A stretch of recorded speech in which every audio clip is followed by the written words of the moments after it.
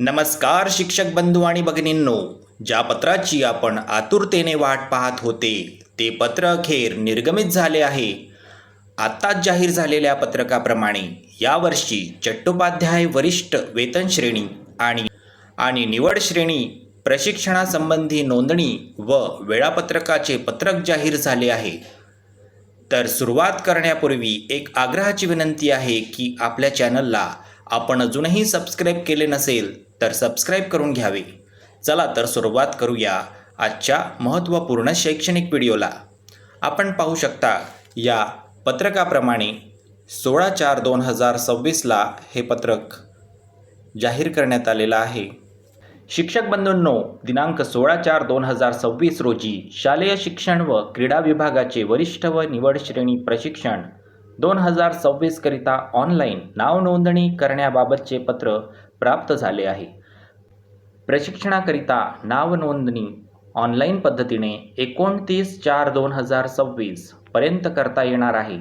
प्रशिक्षणाच्या नावनोंदणीकरिता www.maa.ac.in या संकेतस्थळावरील प्रशिक्षणे या टॅबमधील वरिष्ठ व निवड श्रेणी प्रशिक्षण या टॅबवर क्लिक करून नाव नोंदणी प्रक्रिया करावी लागणार आहे.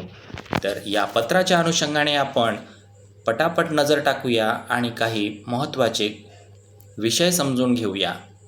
तर आपण बघू शकता की विषय आहे वरिष्ठ व निवड श्रेणी प्रशिक्षण 2026 करिता ऑनलाईन नाव नोंदणी करणेबाबत. तर या पत्रातून आपण काही महत्त्वाचे मुद्दे जाणून घेऊया. तर वरिष्ठ वेतन श्रेणी प्रशिक्षण नोंदणीसाठी दिनांक 30/4/2026 पर्यंत एकूण 12 वर्षे अर्हताकारी सेवा पूर्ण होणे आवश्यक आहे आणि निवड श्रेणी प्रशिक्षणाकरिता दिनांक 30/4/2026 पर्यंत एकूण 24 वर्षे अर्हताकारी सेवा पूर्ण होणे आवश्यक आहे. तथापि जे मुख्याध्यापक किंवा शिक्षक हे पुढील एका वर्षात रिटायर्ड होणार आहे आणि त्यांचा 12 किंवा 24 वर्षाचा कालावधी त्या काळात पूर्ण होणार आहे, त्यांना 1 वर्षाची सूट म्हणून या प्रशिक्षणात भाग घेता येणार आहे.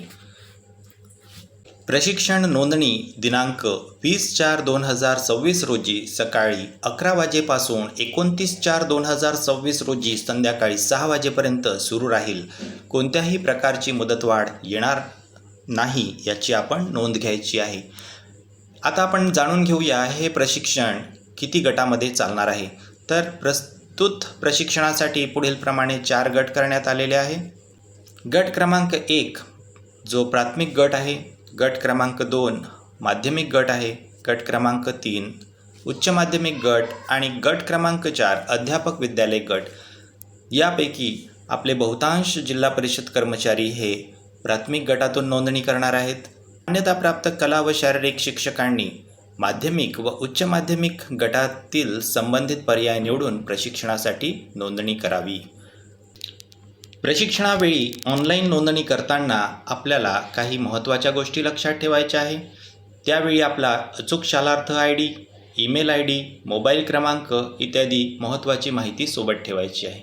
ज्या प्रशिक्षणार्थ्यांना शालार्थ ID उपलब्ध आहे त्यांनी ID वापरून नोंदणी करणे बंधनकारक आहे. नोंदणी प्रक्रिया अंतिम करण्यापूर्वी भरलेली संपूर्ण माहिती काळजीपूर्वक पडताळून घ्यायची आहे, कारण जेव्हा आपण नोंदणी करणार आहोत त्यावेळी आपल्या ईमेल IDवर OTP प्राप्त होणार आहे, मोबाईल क्रमांकावर OTP प्राप्त होणार आहे.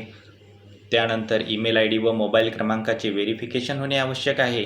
तेव्हाच आपल्याला आपलं रजिस्ट्रेशन व्यवस्थित पूर्ण करता येणार आहे.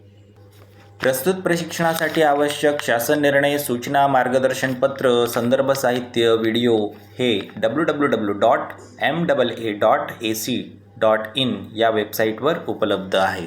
तसेच या प्रशिक्षणासाठी शुल्क भरताना आपण UPI payment, debit card, credit card यांच्या माध्यमातून शुल्क भरता येऊ शकते.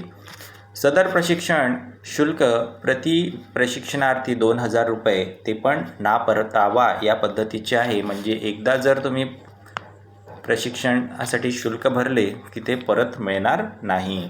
त्यामुळे व्यवस्थित फॉर्म भरायचा आहे.